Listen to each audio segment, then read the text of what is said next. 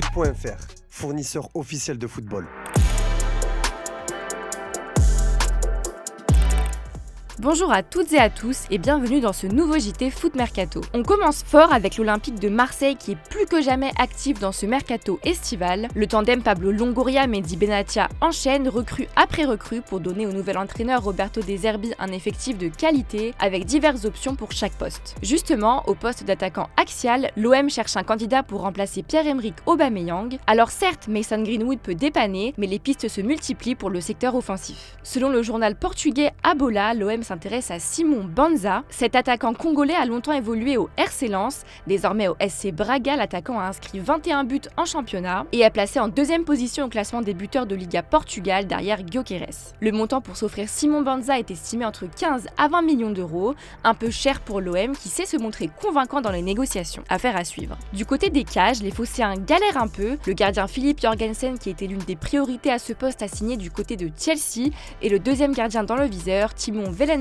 pourrait lui aussi échapper à l'OM. Selon l'équipe, le portier allemand pourrait être retenu par son club de Feyenoord, qui hésiterait à faire de lui son gardien numéro 1. À côté de ça, comme aurait fait volte-face dans le dossier Paul Lopez, le club italien, lassé d'attendre la libération du joueur par le club phocéen, se serait retiré du dossier afin de se tourner vers Emile Odero, le gardien de la Sampdoria. L'OM n'en a donc pas fini avec ce poste. Après Lilian Brassier, Mason Greenwood, Pierre-Emile Højbjerg et Ismaël Koné, l'Olympique de Marseille était en quête d'un milieu offensif depuis plusieurs semaines. Le club phocéen est tout proche de s'offrir le natif de Buenos Aires, Valentin Carboni. Le dossier est quasiment bouclé entre toutes les parties pour un prêt avec option d'achat. Giuseppe Marotta, le patron de l'Inter, a confirmé des négociations avancées avec l'OM.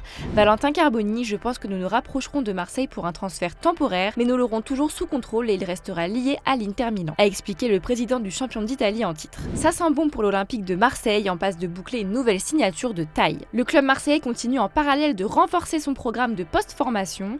Le club phocéen va recruter Alexandre Isanga et Robinho Vaz, deux internationaux français U17. Les deux joueurs évoluaient sous les couleurs du FC Sochaux Montbéliard en jeune. Ils devraient débarquer à Marseille en fin de semaine pour signer leur premier contrat professionnel. Après l'arrivée d'Alexis Koum en provenance de l'AJ Auxerre en début de mercato, l'OM continue donc de piocher dans les catégories jeunes de l'équipe de France. Allez, on file non loin de Marseille puisque selon nos informations, l'AS Monaco a trouvé un accord avec El Sadd pour le transfert de Mohamed Camara. Le transfert est bouclé et va rapporter 20 millions d'euros au club de la Principauté. Le directeur sportif de l'AS Monaco, Thiago Scuro, l'a confirmé en conférence de presse et a aussi évoqué le cas de Fofana. Les derniers détails sont en train de se régler pour Camara au Qatar. Sur Fofana, pas de deadline imposée pour un transfert à Milan. Le club se montrera intransigeant sur son cas. Il pourrait potentiellement rester une saison de plus et partir libre. Un départ semble donc inéluctable pour les deux milieux de terrain de l'ASM. Pour Youssouf Fofana, si départ il y a, les Monégasques tenteront d'obtenir le meilleur deal possible pour le départ de l'international français qui dispose d'une belle cote à l'étranger. Direction le LOSC qui veut récupérer de l'expérience au sein de sa défense centrale après avoir vendu Leny Yoro à Manchester United pour 70 millions d'euros. Nous vous avions révélé des discussions entre le club nordiste et Aïssa Mandi, l'international algérien actuellement à Villarreal. Et bien selon nos informations, un accord a bien été trouvé entre le défenseur de 32 ans et les Dogs autour d'un contrat de 2 ans. Mandi pourrait donc retrouver la Ligue 1, lui qui jouait autrefois au stade de Reims. Il faudra ensuite discuter des conditions d'un transfert avec Villarreal, à moins que Mandi arrive libre. À l'étranger, Chelsea a pris une grande décision sur le cas d'Enzo Fernandez, pointé du doigt après le chant raciste de lui et de ses coéquipiers argentins. Alors qu'une lourde sanction financière avait été évoquée, Enzo Fernandez a volontairement proposé de faire un don à une œuvre de charité contre la discrimination et le racisme en reconnaissance de son geste déplacé, ce qui a satisfait les dirigeants des Blues. Le club s'est également engagé en privé à égaler ce don via sa branche caritative, la fondation Chelsea. Plusieurs joueurs impliqués auraient apprécié les excuses et le geste du joueur et l'affaire est considéré comme close en interne selon la BBC. C'est désormais officiel, le site de la Liga a officiellement enregistré Kylian Mbappé pour la saison prochaine. Cela le rend donc disponible pour la reprise du championnat, avec un premier match prévu contre Majorque le dimanche 18 août à 21h30.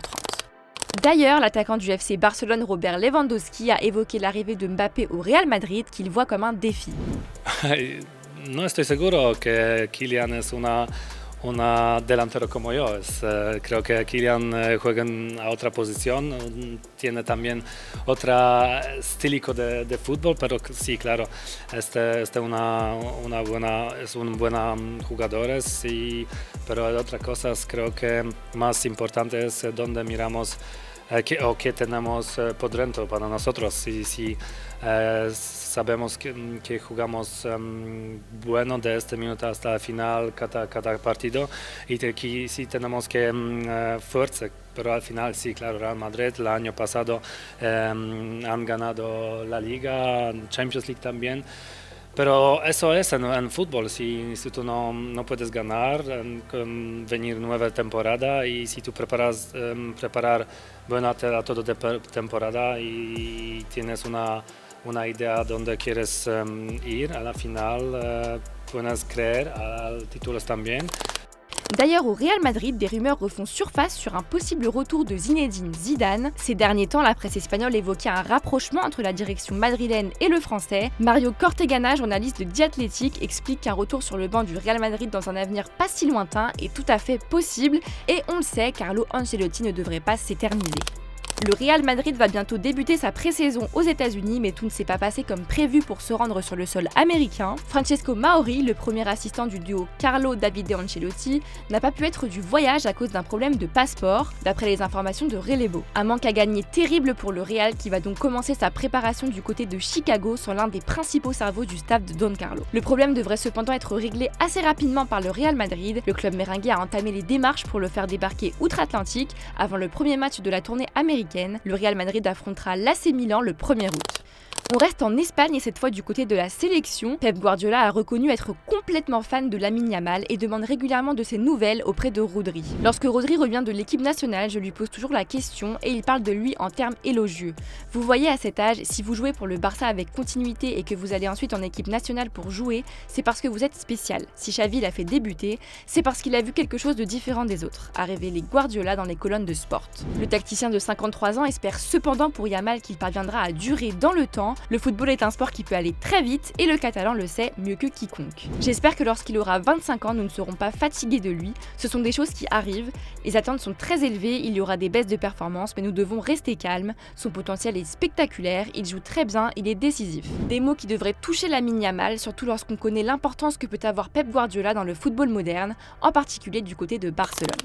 On file en Italie où se joue un bras de fer entre Federico Chiesa et la Juventus. Arrivant à 1 an de la fin de son contrat, l'attaquant a été défini comme partant par la Juventus. Le club du Piémont entend récupérer un joli chèque en le vendant et a estimé son prix à 60 millions d'euros dans un premier temps. Suivi de loin par Liverpool, le Bayern Munich et le Paris Saint-Germain, il n'est pourtant toujours pas parti. Interrogé à ce sujet, Thiago Motta a récemment balayé en touche ce dossier. Pour le moment, Federico fait partie de la Juventus. Ensuite, nous verrons ce qui se passera. Les propositions qui sont arrivées pour le moment ne sont pas jugées satisfaisante par Federico Chiesa. Comme le souligne Tuttosport, la formation saoudienne d'El Ahly a tenté sa chance pour compenser le départ d'Alan Saint-Maximin du côté de Fenerbahçe. Malgré une proposition salariale qui pourrait avoisiner les 15 à 20 millions d'euros, Federico Chiesa ne veut pas écouter d'offres exotiques. D'ailleurs, la formation turque de Beşiktaş, qui a déjà recruté Ciro Immobile, s'est également positionnée et a noué des contacts, mais cela n'a pas fait bouger Federico Chiesa. Chiesa souhaite à tout prix jouer la Ligue des Champions la saison prochaine, que ce soit avec la Juventus ou un autre club.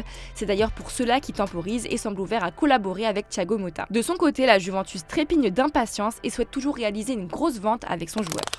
On passe aux officiels du jour. Le Stade Rennais annonce l'arrivée du Norvégien Léo Østigard en provenance de Naples. Le défenseur central de 24 ans arrive contre un chèque de 7 millions d'euros et signe un contrat de 3 ans. Mauvaise nouvelle pour le Lyonnais Henrik qui était en passe de rejoindre le FC Nantes mais qui a raté sa visite médicale. Dans un communiqué publié ce mardi, les Canaries ont le regret d'annoncer que pour des raisons protégées par le secret médical, Henrik ne pourra malheureusement pas s'engager avec le FC Nantes. L'histoire d'amour entre l'OM et le rappeur Jul se poursuit. La collaboration entre le club et son label d'or et de platine est renouvelée pour une année. Le logo du label s'affichera pour la 3e saison consécutive sur le maillot olympien. Le FC Annecy vient de frapper un gros coup sur le mercato en s'offrant Noah Lemina. Le dernier 14e du championnat de Ligue 2 est parvenu à enrôler le milieu de terrain du Paris Saint-Germain qui s'est engagé jusqu'en 2027.